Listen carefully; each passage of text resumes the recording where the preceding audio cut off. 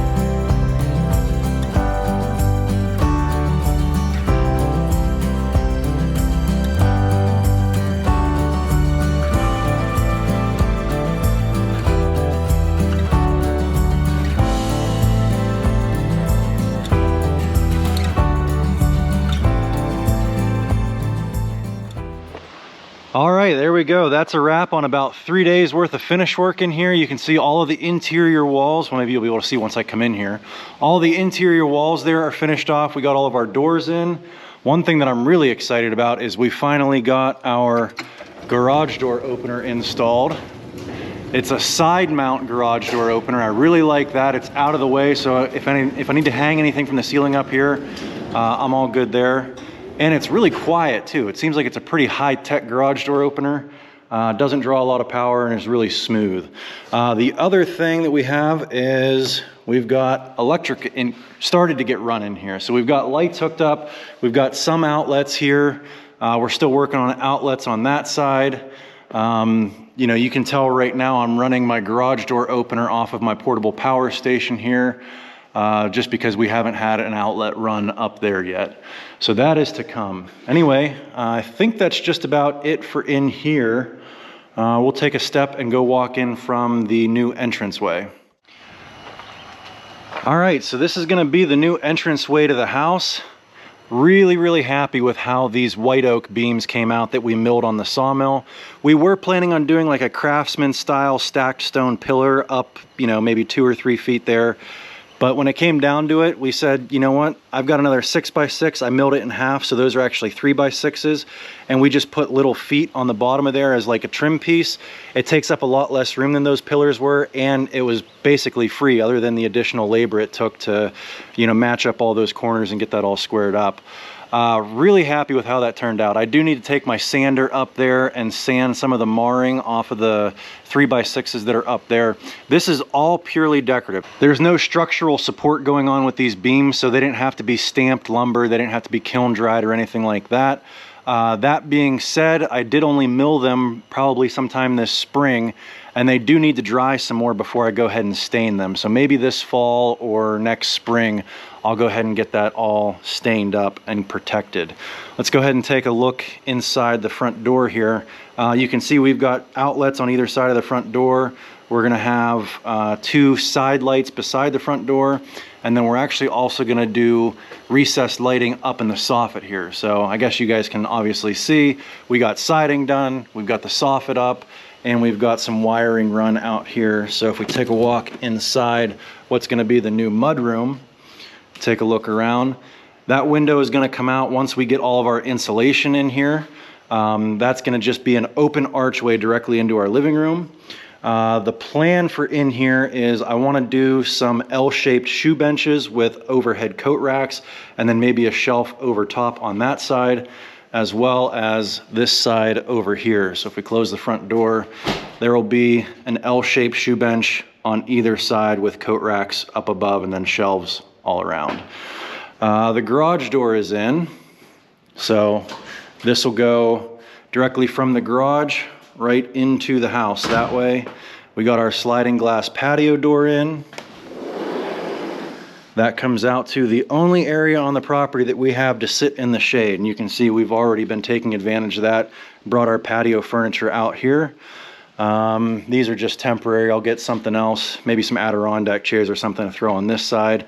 Also be a good place to keep the grill so I don't have to cover it constantly. But yeah, I think that is pretty much the grand tour. You guys can start to see what this is gonna look like now. What is left? Well, they need to come and insulate the garage. They're gonna put in a ceiling. We're gonna do all white tin walls in here. So they're gonna put R19 in the walls, and then they're gonna blow in insulation in the ceiling. And I think they said, you know, they're gonna have 1.5 feet of that blown in insulation, and it should be in excess of R38. So the garage is gonna be really well insulated. The garage door is insulated. That's an insulated door. So all the in-floor heat that we put in here should be very energy efficient, and same in here. This we're not gonna do with the white tin. We're actually gonna drywall this, but yeah. So that's pretty much all that's left is a little bit of electrical, walls and ceiling, and insulation. Anyway, I think that's gonna about wrap this one up. If you guys have enjoyed this garage build, do me a favor, click that thumbs up button, subscribe to the channel. We probably have at least one more video, like I said, finishing the insulation and the walls and ceiling in here. We're probably still gonna have other videos going in the future, like we'll probably build the shoe bench and the coat rack and all that stuff from lumber off of the sawmill, so that's gonna be good content coming up. Anyway, like I said, if you enjoyed this one, subscribe to the channel. There's gonna be a lot more coming, and I hope to see you on the next one. Thanks for watching.